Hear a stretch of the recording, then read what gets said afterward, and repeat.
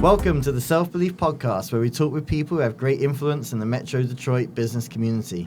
We discuss all aspects of their journey, including the moments when they have had to draw deeply on their self-belief to achieve their vision.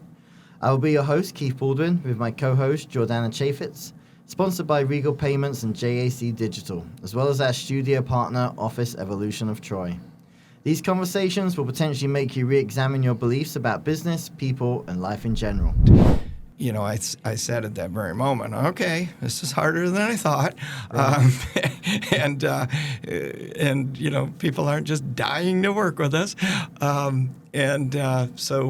Okay, I just had to redouble my efforts and just work hard, because otherwise people would say that is the dumbest thing anybody ever did, leaving a job that, you know, paid as much as it paid me, and I had every perk in the world.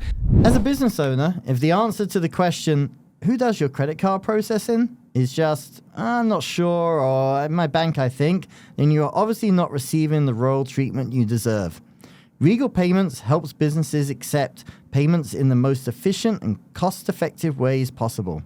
And at Regal, we treat you like royalty. And in a good way, we're not going to chop off your head or write crazy stories about you in the tabloids. Think of Regal Payments like the King's Butler. We'll be catering to all you and your royal subjects' needs to get the best payment experience possible. Contact Regal today to see how we may help you and serve you. RegalPayments.com or Keith@RegalPayments.com. Let's explore and scrutinize together as we unlock the mind of today's guests to provide you with inspiration and tangible takeaways that you can choose to apply in your life. Today we are thrilled to have Andy Appleby with us. I'm going to have to rattle through Andy's main accomplishments pretty quick here, so I still have some time left to actually interview him. Andy currently owns and runs the United Shore Professional Baseball League that has 4 rotating teams playing out at the Jimmy John's Ballpark on 59 in Utica, Michigan. That league, since it opened in 2016, has had over 45 players signed by MLB organizations. And in 2019, Randy Dobnak pitched for the Minnesota Twins, making him the first graduate to play in the major league. And if you've been there, you've often seen Andy out front greeting people as they enter and thanking them at the exits.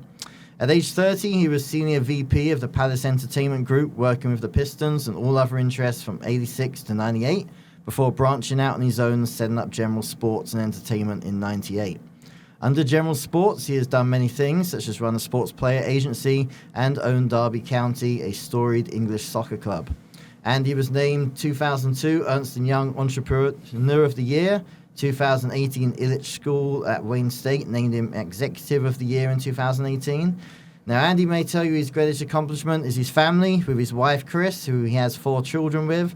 But I'm sure a very close second is the fact that he was New England wrestling champion in 1981, as well as being a prolific cross-country runner. Andy, welcome. Yes, thank you, Keith. Well, we're very excited to talk to you about all your endeavors, and as you know, I'm heavily involved in soccer, so excited to talk to you about that. However, there's lots to cover before we get there. You mentioned to me you were born in Providence, Rhode Island, one of 6 kids, so that's probably where your wrestling career started with all those siblings, right? Yeah, actually, we were a New England family, but we moved to Pennsylvania in the early 70s, so 71 to 76, which was really my formative years from age 8 to 16, and that's actually where I learned how to wrestle. In Pennsylvania, it's kind of a wrestling as a religion, and then I was there all the way up until a sophomore in high school when we moved back to New England, actually a place called Bennington, Vermont. Okay. Very cool. How did you like Vermont? I loved it. Yeah, it was a great place to grow up, and you know, my family had their home there for about 30 years or so, so it was fun to come home, certainly from college, but then, you know, when I first moved here to Michigan was 1986, just got out of school, and would make the pilgrimage back to New England every summer, and so just a fun place to go back to. All right. No ambitions ever to become a pro wrestler? No, I wasn't quite, thinking about being the Undertaker or whatever. I was thinking, though, with your name, you could have had some good pro wrestling names. Appleby. Yeah. I know it's a famous drink now, but I thought Angry Orchard would have been a good pro wrestling name for you. Well, it would have been, and the only thing we really could do in wrestling was go to the Olympics. Right. And obviously that would have taken a supreme commitment, as it did for anyone that ever actually made the Olympics. I wrestled against various Olympians throughout my career, but didn't really think of actually going for it like that. Okay. Yeah. Now, one other wrestler, John Cena, he got to keep his name. Do you know what you and John Cena have in common? I think so. We went to Springfield College, right? That's right. That's right. And I was reading about Springfield College, and they promote very heavily the fact that they have a commitment to the humanics philosophy, which calls for educating students in spirit, mind, and body for leadership to serve. Did that have a big impact on you at the time? Yeah, it did, Keith. It was a great place to go to school. It was actually, believe it or not, the birthplace of basketball. And I was able to do a lot of different things. In fact, I wrestled my first 2 years, and when I left wrestling, I said to myself, I don't want to just quit wrestling. I really need to dive into a lot of different things that I wouldn't necessarily have had time to if I continued to wrestle. So I became the sports editor of the college paper for the last 2 or 3 years. I was the class president. I had my own radio show. I was the play-by-play broadcaster for the local city cable, Continental Cablevision, where I did a game of the week, high school and college. So did a lot of things to sort of supplement that time. And then I became the head wrestling coach of a local prep school, one of the famous prep schools in Connecticut that was right next to Springfield, called Suffield Academy.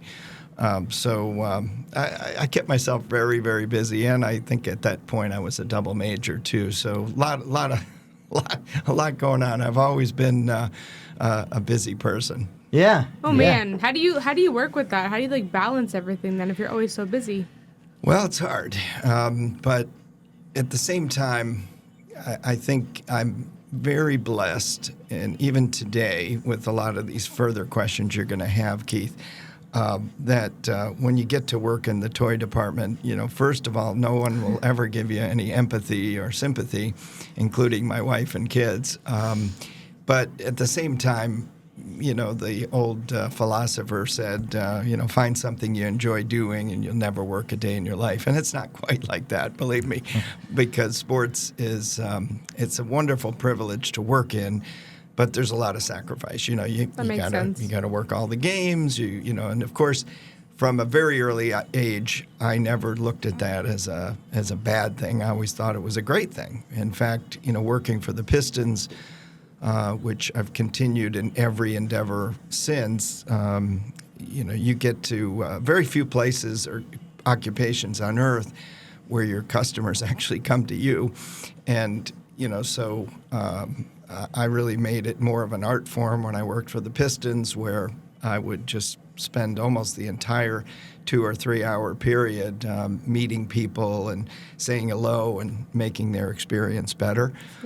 When I think of like a Michael Jordan game, when we used to play the Bulls all the time, people ask me about those games, and I literally hardly watched a second of any of those games because we had pretty much every decision maker that owned, that decided on buying those season tickets or those suites or those sponsorships, they kept those games for themselves to bring just their best customers. So literally I sprinted to every suite, every party, had a whole list of people to see for every single game. But, after a game like that, I might have seen 300 or 400 people, which would have taken me, a year to go and do individual meetings on the street with them. And I think that has carried out both from when we owned teams before, particularly Darby County, where I would, I went to half the home games over that 8-year period. But when I went, it was like literally morning, noon, and night. With our fans and supporters and customers and sponsors.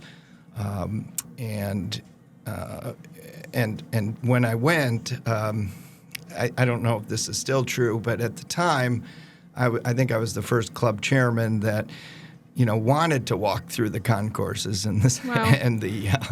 and the whole stadium, just to meet fans, and for fans that was kind of a thrill to meet the club chairman and owner. And so, it just made sense to me that I'd want to create those connections. That makes sense. It's like going back to everything we always talk about. It's community, it's relationships. Yeah, I think in the English culture, the owners have, over the years, been more aloof. But I think over the past 15, 20, they have, like you said, done what you've done and kind of got more integrated. And then for anyone that watches Wrexham on TV, I mean, those guys take it to a whole nother level of getting in with people.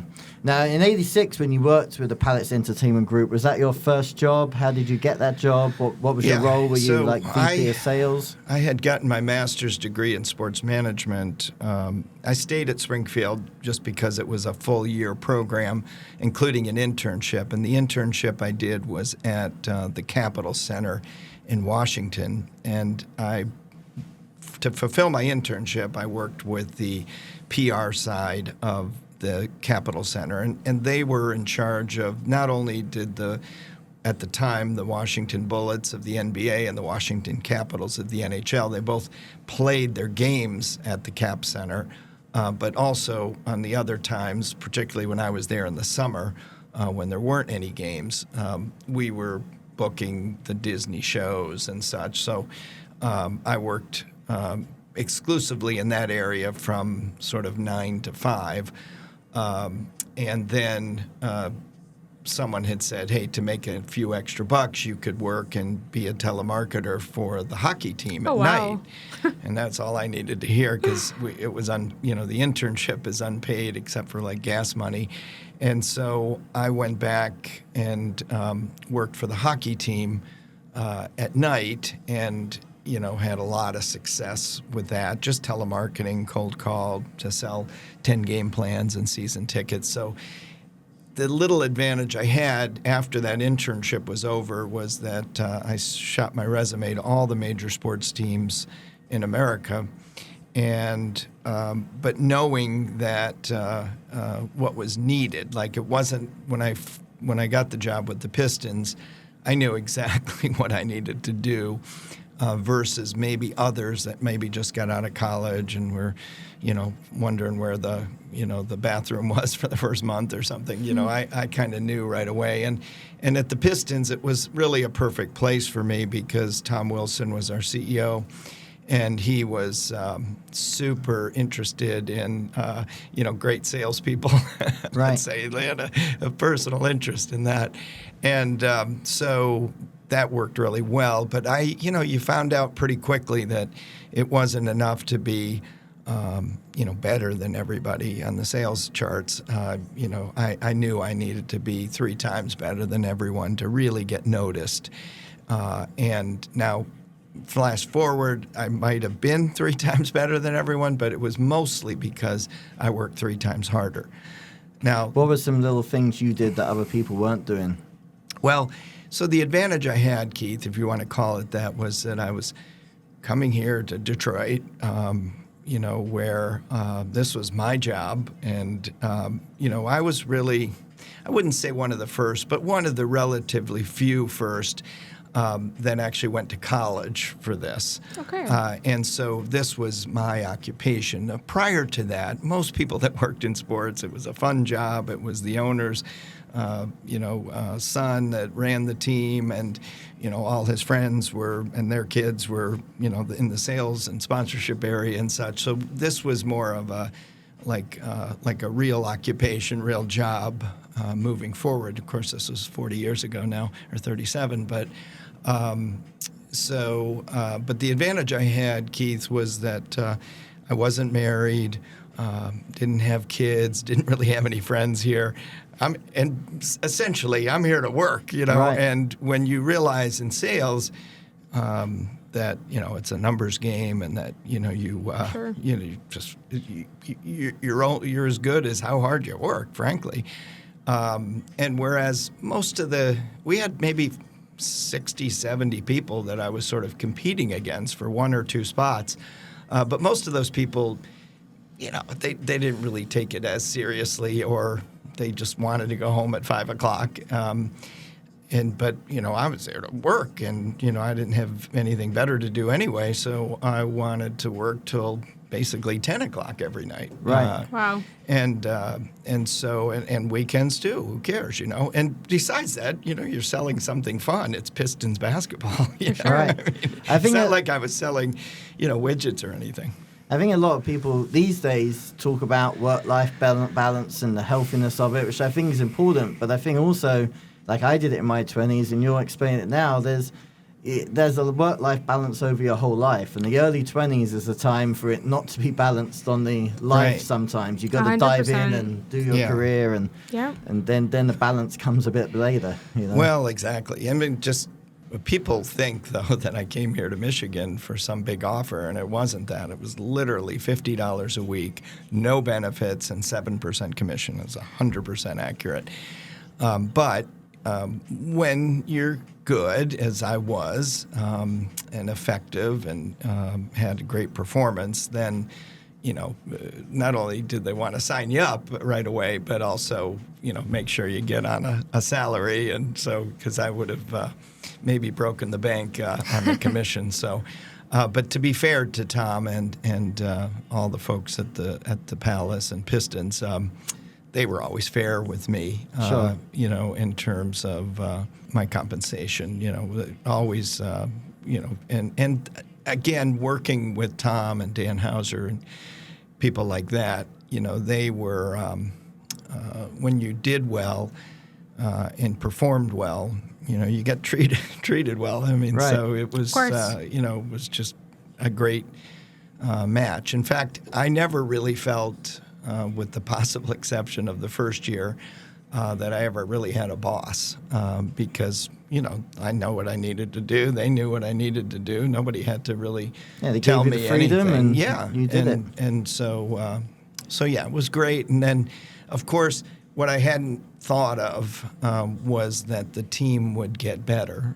In fact, when I first came here, the team, believe it or not, got off to like a really bad start. It was like, I don't know what it was, but it felt like it was like 2-10 to start with. It was when Dennis Rodman was a rookie, and as soon as he started getting playing time and sort of wowing the crowd, we sort of started to really catch fire. He was, I think, very much the missing link of that club. Fortuitous part for me was that I hadn't dreamed that we'd be winning championships and getting championship rings and all those kind of things. That part was the lucky part. Everything else wasn't lucky, Right. but that was a little bit lucky and then to go into that new arena, as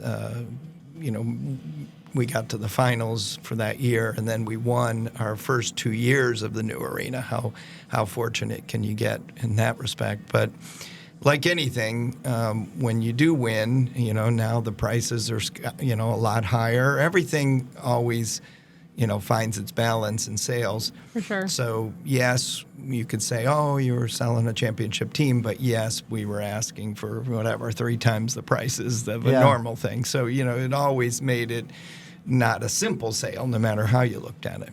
Yeah, for those that don't know, you moved into the Palace in '88, and that first year you lost in the finals 3-4. But then 89, you won 4-0, and 90, you won 4-1. So, like you say, 2 championships and a final. I could talk about all that time for a long time, but we've got to kind of move on. But I do have a question about the Palace, because I know if you drive by it now, it's just a flat parking lot, which has to be kind of weird for you. It does. But when it opened in Sad. '88, it was pretty revolutionary. And the David Stern, the NBA commissioner, told all NBA executives building the arenas to visit the Palace during design and development, really because what was different, correct me if I'm wrong, is that you had a lot of suites at a lower level, and that hadn't been done before. And he really declared that the NBA was in the entertainment business, not the basketball business, based on what you guys did with the Palace.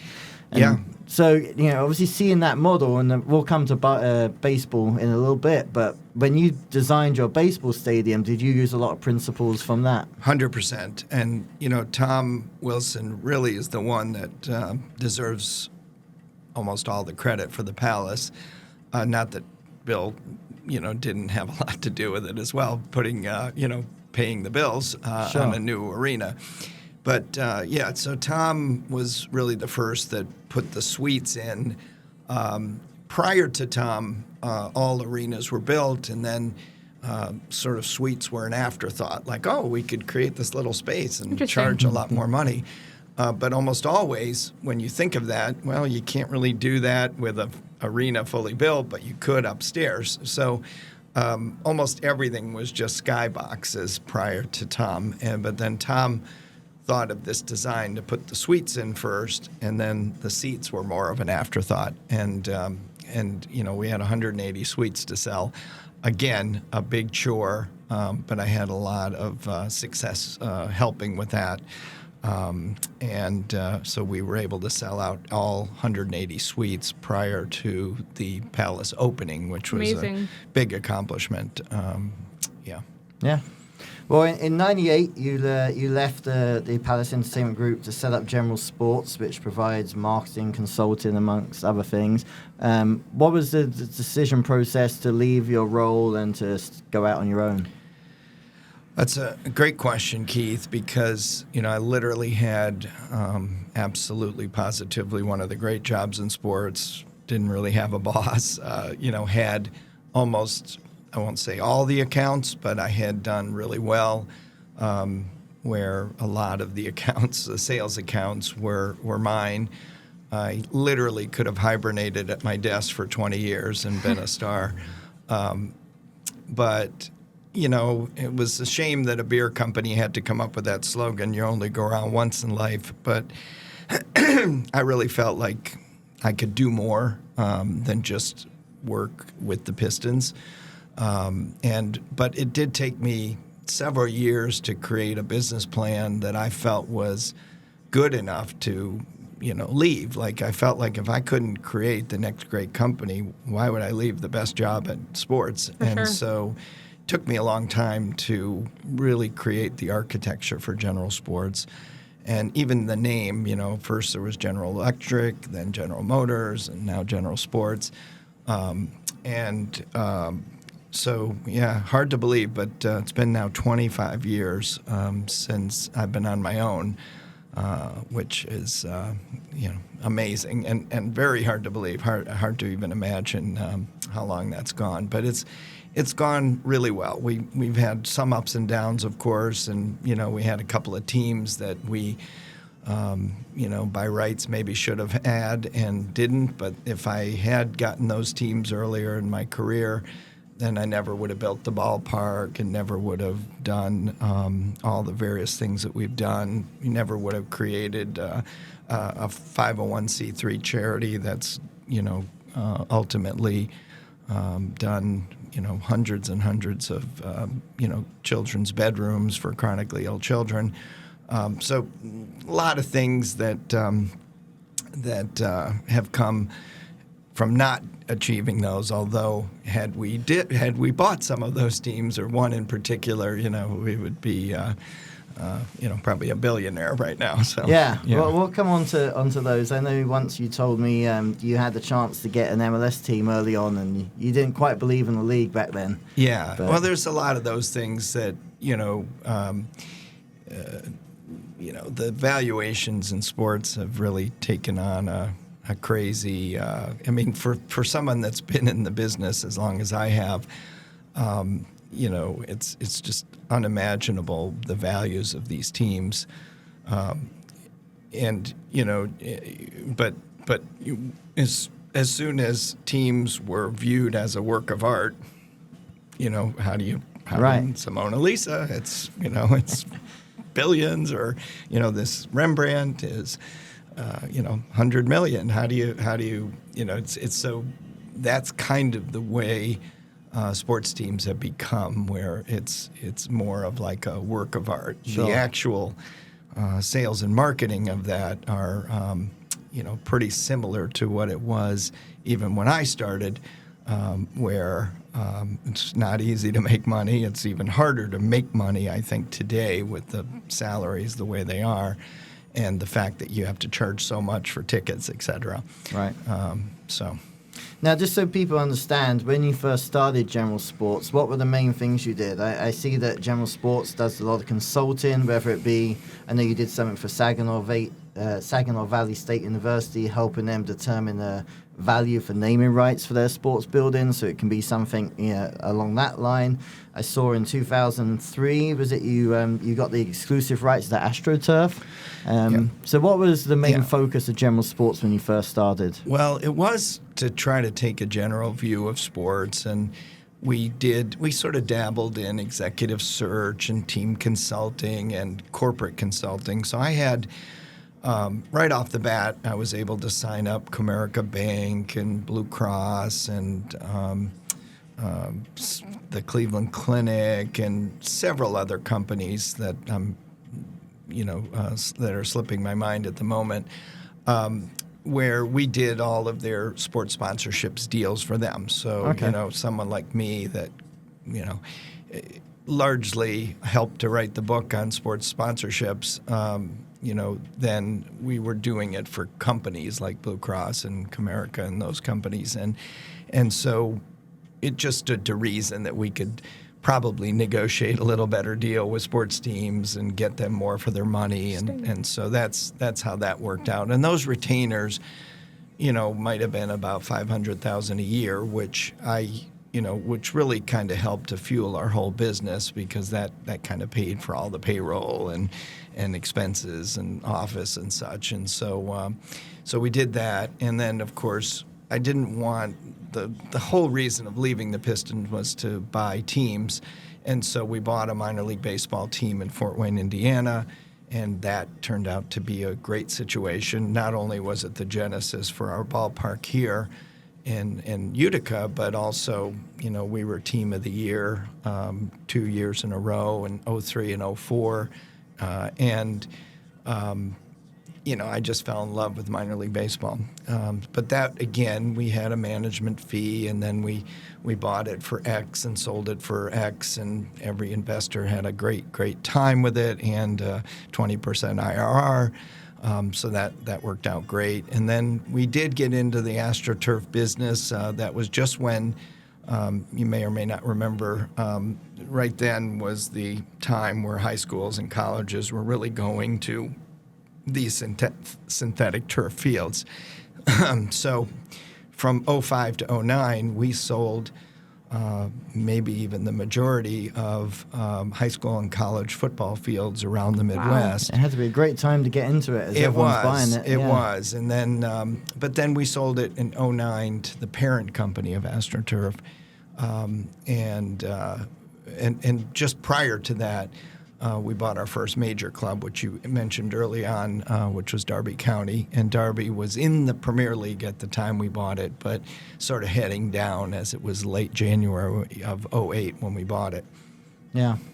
Well, I'm about to come on to Darby County. Got quite a few questions there. But one thing that kind of made me laugh, I saw you said, is that you used to put a conference for sports people, and you were asked about why people who speak there were never like people in the industry, were never their peers. Yeah. And you're like, everyone's got a massive ego. No one wants to hear their peers. They really just want to hear themselves.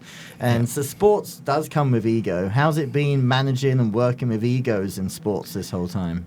It's it just sort of comes with the territory, especially, right. Dealing with investors as well. And we've had smaller investor groups for most of the different things we did. But for Darby, since it was a $100 million deal, I had quite a group of investors there to manage from all over the world, from Guatemala to Hong Kong to Lebanon to Beverly Hills, Calgary, you name it, and 4 or 5 different major league owners as well, all just to have fun with a club in England. And managing those egos was not a simple proposition, although they remain good friends of mine and are wonderful people overall. But I just kind of learned early on, with sports and even observing Bill Davison that, he might be a billionaire, but, he's no different and or no better than me. Right. So, you bought Derby in 2008, and in the first 5 seasons, the team finished in the lower half of the second tier each year after you got demoted the first. What were some things that took you by surprise those first 5 years? Well, I mean, it was so hard. When you buy one of those teams, I mean, this will probably be something that no one maybe thinks is a big surprise, but it's not like owning even a puppy. When you own a puppy, you can sort of put it in the kitchen for a few hours. This is like you got a baby on your hands, where you Right. have to just constantly tend to this, and the tough part, and I suppose major league owners in America feel the same way. But it just seemed more so in England, where you just had so many things out of your control, and from injuries to playing teams in form to referees' decisions to, just so many different things that you just couldn't control. And it was always kind of a funny line when we came in, we wanted to sort of Americanize Derby a little bit. And all that really meant was to give much better customer service, and Sure. and to have a little more of a sales approach and be a little bit more passively aggressive in the sales side, and the whole customer service angle. And we did all that to a T. But you mentioned early on we had our struggles. We used to say we're great at every single thing except the 90 minutes that matters, on Saturdays. Yeah. But how was that perception and getting to know the community? I mean, you were one of the first American. I know the Glazers had Man United for a while, but now American owners in English sport is quite common. Yes. But it still gets a bit of pushback. I mean, Todd Bowley just bought Chelsea, and he got a few accusations of trying to Americanize stuff. But did it take a little bit to earn people's trust? And yeah, we were a little bit lucky. I mean, the team was not doing well when we bought it, so we were, we had a fair shake because people were like, oh. Yes, we were Americans, and that's a tiny bit negative connotation in England. Just reminds me of Ted Lasso. Yeah, it's it not used to huge. be. It's not negative. It's not hugely negative, but it's mildly negative. But we had some good success overall. Yeah. Well, I know the managers you had, and you had Nigel Clough, and he did quite well. But you got to a place where you decided to replace him, and you replaced him with Steve McLaren, famous coach in England. He coached the national team, and he actually won a title in Holland as well. And he took you to what's known in England as the most expensive or prestigious game in English soccer, which is, playoffs are very much an American thing. They're not that much in England except for the second and third and fourth tier, where if you finish third to sixth, you're in a playoff, and the team that wins the playoff, they go up to the top Premiership. And that's worth about 100 million or more these days if you win that game, because of all the money that you get in the Premiership. So that morning you were playing QPR in the playoff final. Were you stressed, or you were quite relaxed about it? How was that day? Well, it's a great question. It's known as the richest game in the history of sports every year, because if you win, you're guaranteed a couple $100 million in contractually obligated income from just being in the Premier League, and if you lose, you get hardly anything. Like snakes and ladders, back down the ladder. You get to stay in that division, and it's not great. No, it was probably one of the better days of my life, the Friday before that game. Right. We're at the Hilton, the Wembley Hilton, I think it's called. And, we literally had, for the game itself, we had 50,000 Derby supporters, I think 40,000 QPR supporters. So, 90,000 the next day. And I swear 50,000 were in our hotel. And we were, myself and our ownership group were, certainly had a lot of accolades that night from our fans and everybody wanting us to kiss their babies and do pictures. And in fact, I don't think my wife was ever happier in her whole life than that night.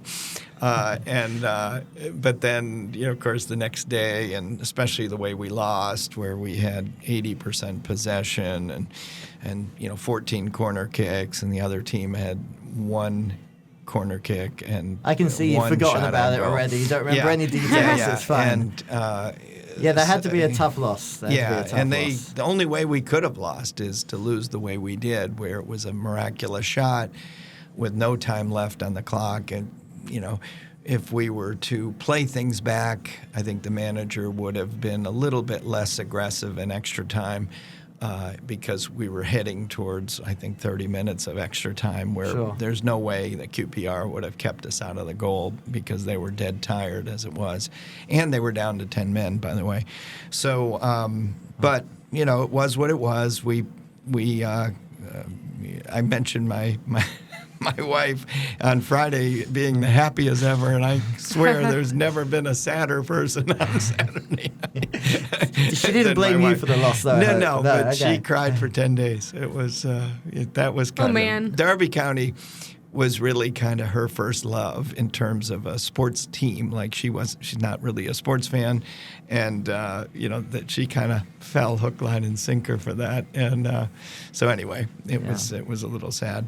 But then we came back the next year, and people forget that we literally were leading the league by 5 points. When we played a game in late February, I was on my way to Heathrow after the game. To fly out the next morning, and it really looked good for us. And various things happened down the stretch of the last 3 months, 2 months really, and just we wound up last game of the year. All we need is a draw to at least make the playoffs at home, and lost 3-0 to Reading. So that was kind of a low point there because we really should have been automatic that next year. And then our investors, we had a chance to sell it to a local lad who had just come into quite a lot of money. And our investors were a little dead from the last couple of years there, where we were right there. And so we sold it in 2015. Right.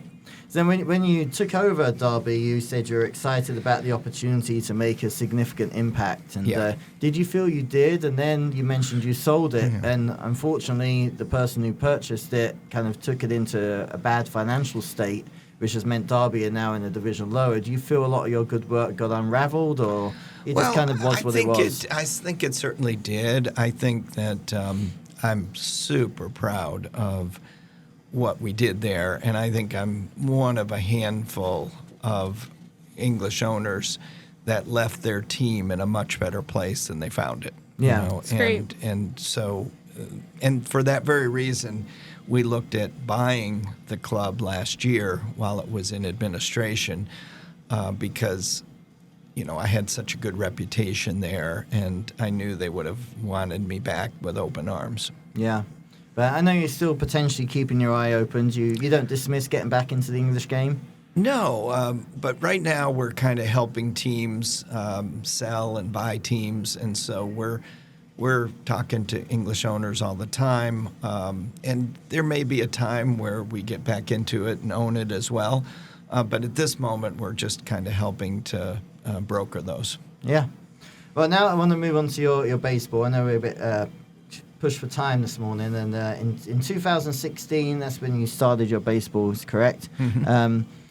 One thing I really like you did is you have 4 teams, and you started with 3, and you didn't want it to become boring, so you decided each team would have 5 uniforms to just kind of change up the look. Yeah. What were some other little marketing things you did then to help get it off the ground? Oh, lots and lots of different things, Keith. I mean, if one goes to our ballpark, they will see that that is pretty much every good idea I've seen or done in sports, from the design of the ballpark to the marketing to the sales, to the game presentation, the guest services, the staffing. I mean, it's just 100 ideas there. And what's so wonderful for me is that even today, now going into our 9th year, I would hardly change one thing about it. And we added a few little bars and hospitality areas along the way.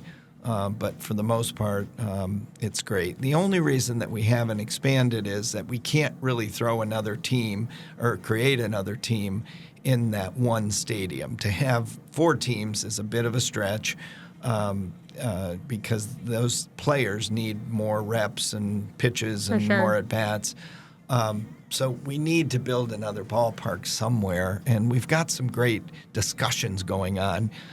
But frankly, if there's a disappointment I've had, it's just that I would have thought by now we'd have 1 or 2 additional stadiums, but they're hard to build, especially in this age of public money, trying to raise money and such. It's difficult. And of course, we had the COVID, which we went through, which kind of killed discussions for 2 or 3 years with certain.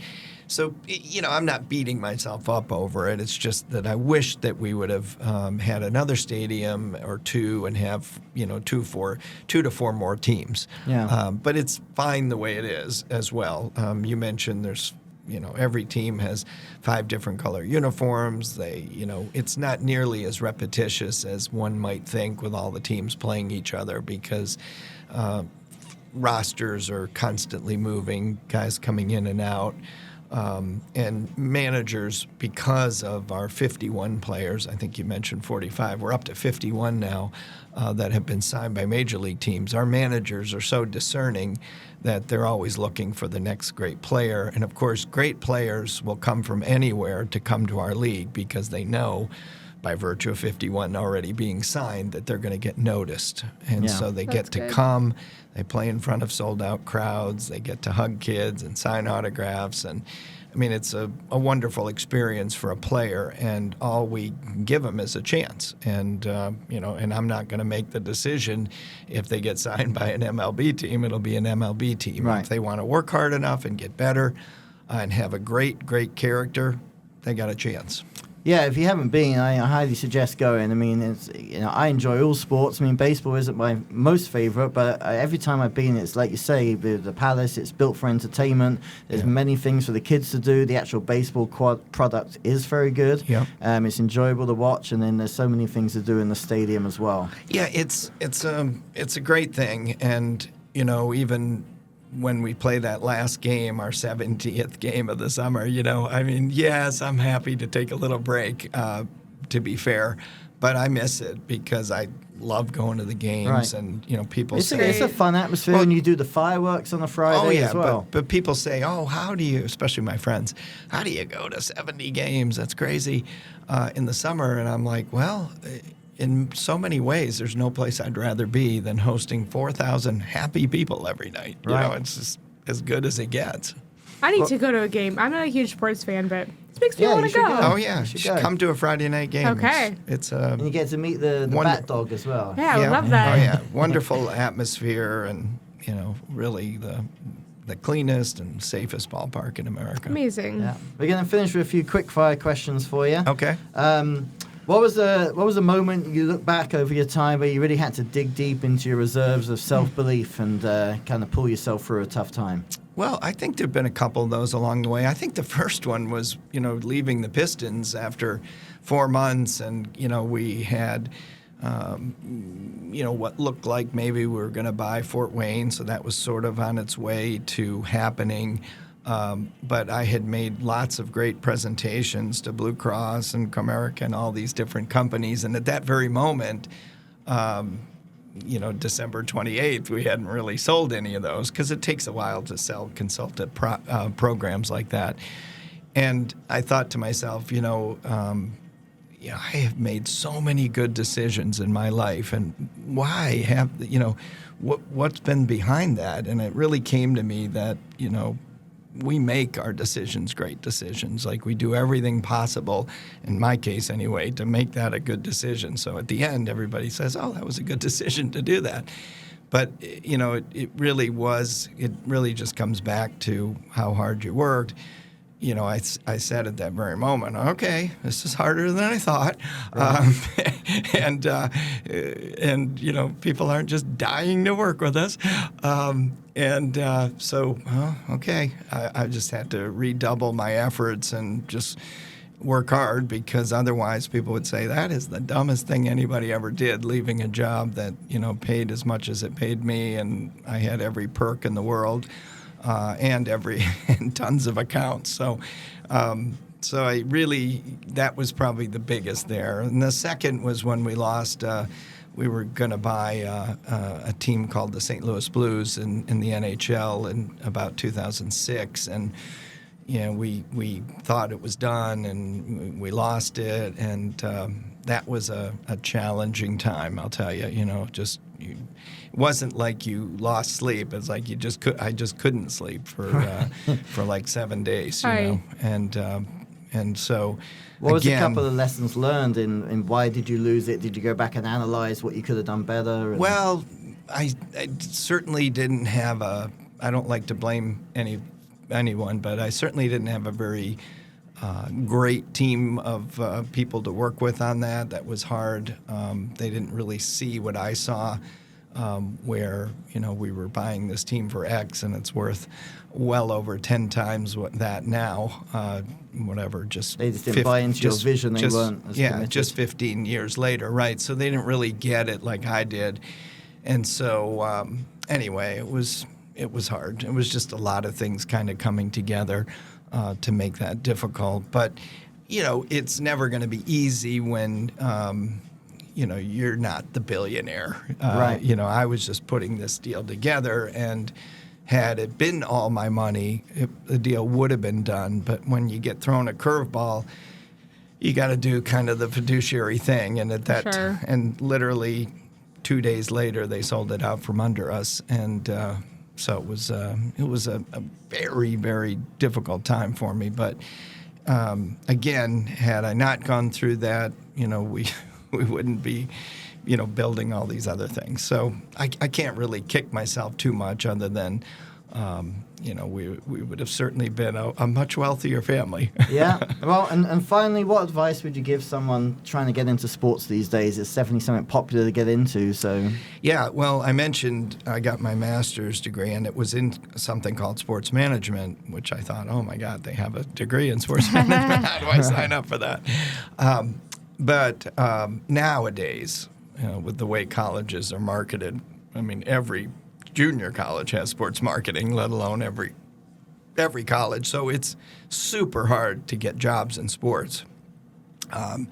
So you pretty much have to do what I did, and that is kind of shoot your resume to all the major teams and recognize that that to work in sports is such a great privilege, and because of that, you probably have to work for less and work more to get going. But it's no different if you can be a lot better than everybody else. You get paid more than everyone, and you get to move up, and that was sort of my secret to my success, that I did so well. There's no way they can't pay me a lot. Yeah. Well, we appreciate your time, Andy. And I guess as you look back over everything, what would be 3 compliments you would give yourself? Well, I don't know about 3, but, even when it comes to kicking myself over some deals, you mentioned MLS or St. Louis Blues or whatever that might be, I did the best I could. And even with family, I've often talked to friends about, could we have spent more time with them or done this or done that? And I feel like, again, I did the absolute best I could with our family.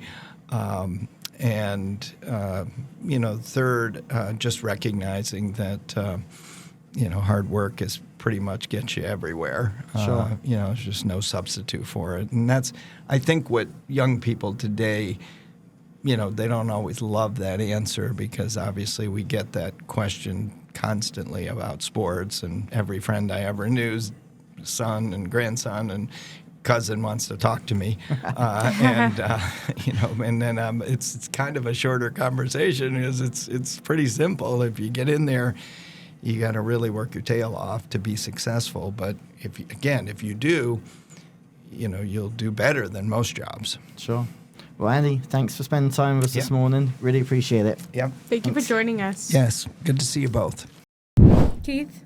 Jordana, let's get to the heart of the matter. Mr. Andy Appleby. Such an interesting guy, honestly. Like, I'm not a huge sports fan, but he made me actually really want to go to the game. And, like, it's very interesting how it changes hands and how, like, sports, like, you have to have hard work. Everybody wants to get into it, but it's, like, just like every job, you have to work really hard at it.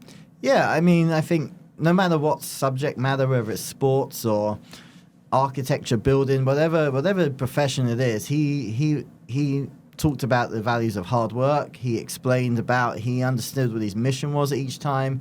When the Pistons were winning the championships, he wasn't there watching the game. He was going in every single week, creating relationships so that they would come back the next year when the prices went up. They wanted them to have a good experience. And, yes, those things all have really paid off for him. And if you go to his ballpark now, you've probably met Andy. He stands outside and welcomes everyone. He makes sure he rushes down to the exits at the end of the game to personally say goodbye to everyone. He really cares about the little details, and that comes through. It's amazing. Like, that goes back to our community and relationships chat. Like, basically, like, he left the Pistons. He did a great job, but he was like, you know what? I can do something more. And, like, he grew that company because he had those relationships. And he's created that community. He's also created that community at his ballpark, which is huge. Yeah, I think it's really put yourself in that position. You're VP of the Pistons. He's obviously doing very well. High up, he's working with Bill Davison, Tom Wilson, all those guys. And he could have ridden that. I'm sure he was on a fantastic wage, benefits. He could have done very well, but he decided to take a leap and go on his own. And as he expanded on the bid at the end there, it wasn't super simple when he went on his own. He's like, oh, not everyone's rushing to work with me. Exactly. He was like, hey, like, you know what? And you have to have that. Like, it's like my business. Like, I also used to work 24 hours a day for 7 days a week when I first started. And, like, everybody knows you have to have hard work. You have to, it's like your business is your blood, sweat, and tears. And I feel like he definitely shared that with us today. Yeah, and I just think that point that I kind of took a minute to discuss with him about in your 20s, you've got to have an unbalanced life. You've got to work hard.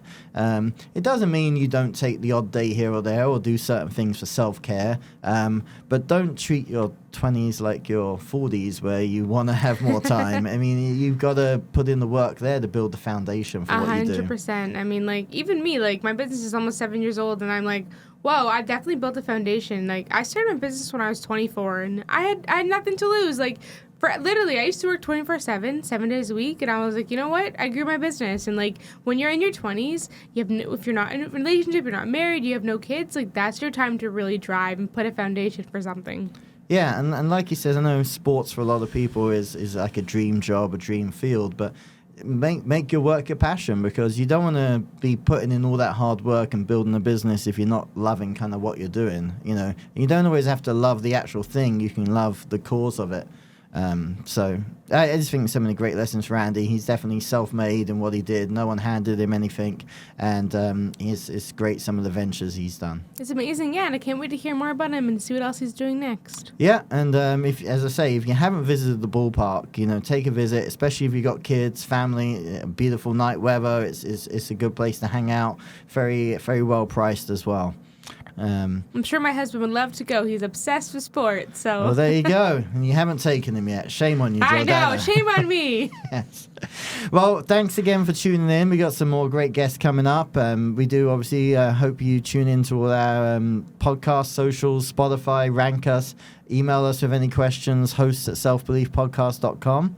Anything else from you, Jordana? Nope. Please give us a rating. We'd love to get higher in the podcast charts, and we'll see you next time. All right. Thanks. Thank you. Does the idea and managing your social media intimidate you? Are you not seeing the results you'd like? Do you struggle to find the time that social media requires? At Jack Digital, we're happy to be the solution to all your social media needs. We work collaboratively with you and listen to your goals. We focus on building your brand and helping you create a personal connection with your audience.